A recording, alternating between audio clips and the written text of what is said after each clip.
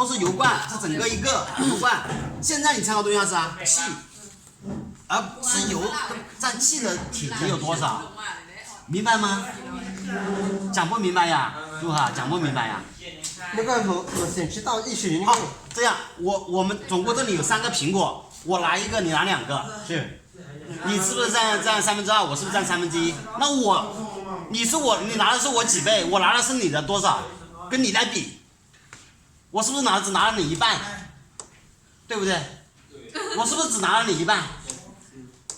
那个对嘛？但是。对嘛？那现在就是考你这个嘛，就是问我就是在问我拿了你的多少？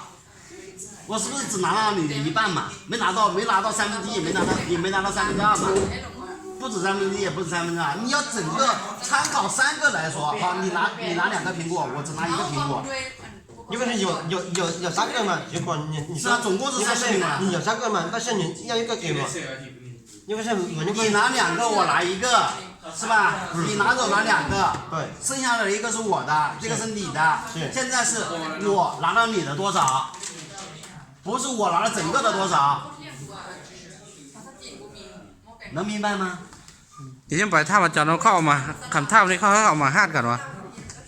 ถ้าเป็นคำท่าเข้ามาห้านกันแล้วทุกวันทึก你们这个数学跟เราเมื่อวันนี้ค่อยอ่านแล้วเข้ามากัดบวบพันระวังน้ำมันกับหล่มนะมาลงท่าเลย不是，这在中国都不存在问题啊，因为小学生都能算得出来的题啊。帮你们，他们知道说出来。他理解不了油气比，我说的油气比是油。停一下吧，老师。那个题目里面有吗？那个对了。来，油罐油气比例为。เข้ามาเลย。เขาว่ามีเปรียบเทียบแบบนี้我还跟你们解释了这个题的。好了，是油跟气之间的比例是多少？不是说油占这个油罐的多少，气占这个油罐多少。หรือจะไปท่ามาจอดเราก่อนนี่เทือนหน้าเข้าท่าว่าแทงนี้มันหล่มก็กับอากาศนี่เป็นทัดได้ส่วนทัดได้นี่มันเอา1/2ทึกว่ะ那个只是问那个气和那个油的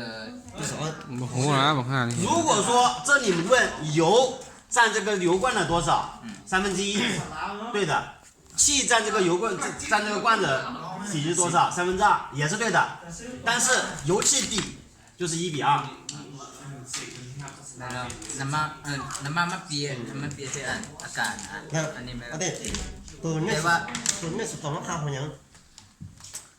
1/2แม่ค่ะอันตัวเปรียบเทียบอันน้ำมันอันลมนะรู้สึกว่าถ้าเจ้าเต็มแท่งนี่นะเจ้าเต็มแท่งนี่นะแท่งสมมุติแท่งนี่นะผมติดเทียบใส่อันนี้เต็ม100 เทียบกับน้ำประมาณแล้วถ้าเทียบใส่1/5นี่ก็เป็นอยู่ข้างกลางนะก็แบ่งเขาจะแบ่งแท่งนี้เป็น3ส่วนเนาะอันท่อ要用100%，然后你的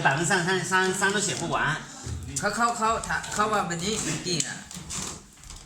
มีอ่างไม้3 หน่วยเนาะแล้วก็จะเอาไป2 หน่วยแล้วค่อยเอาหน่วยนึง你们在后面干啥嘞？ค่อยเอาได้เขาจะเคยเก็บแต่นี่นะเจ้าเข้าใจป่ะนี่ไหนมันแทงต่างห้ามของคือว่ารู้เฮิร์นอ่ะสามารถทำได้ของโซ่ฝุ่นอยู่ในมันทำได้ส่งของโซ่ฝุ่นสานีหรือว่าสร้างฝุ่นเป็นนักของคนสร้างฝุ่นใช่ป่ะเป็นเรานี่จะแบ่งออกเป็นใช่ป่ะผู้หนึ่งเนาะใช่ป่ะเฟสโซ่ฝุ่นเหมือนนะ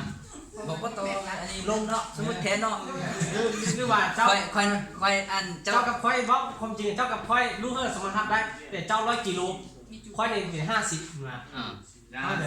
เจ้าได้ส่งเท่ากับค่อยเรียน50เแล้วเข้าไปเอาเป็นคือแบบเต็ม100ของอยู่10พวกเขาสิว่าออกเป็น1นะเพราะท่าของเขาท่าของคือว่าเขาหารกันนะเจ้าหาร来，你再问一个问题，我把这个换一个，我把这个换一个，来，油罐汽油比例为多少？油罐汽油比例为多少？来，跟我算这一题是多少？ท่านมันเป็นอันนั้นท่านมันแบ่งออกเลยท่านเข้าใจป่ะท่านมันแบ่งออกคือว่าบวกอันนี้คือว่าบวกอันนี้นะคือว่าของเขาเข้าใจป่ะนี่เป็นหารกันท่านจะแบ่งออกแบบ จะเข้าใจป่ะ 12 อ่านเลยว่า 太阳是写的啥？太阳你是不是写的一？ไอ้บอกว่าจะ 他在那里说了半天。 ค่อยเข้าใจแล้วตัวนี้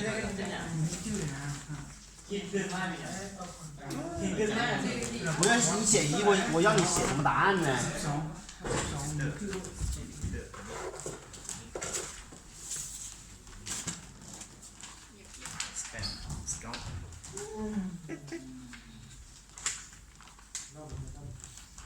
เอาไปหาเช็ด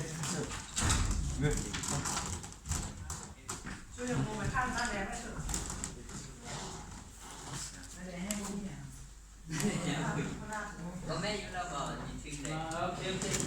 อ๋อจันเพื่ออะไร ยอมหมดเหรอวะ 我以后不考这么复，对你来说，对你们来说这么复杂的题了哈。我以后就考油罐油的占整个体积的多少，好吧？ เอาละเอาละ 我那样吗？ 别贴字。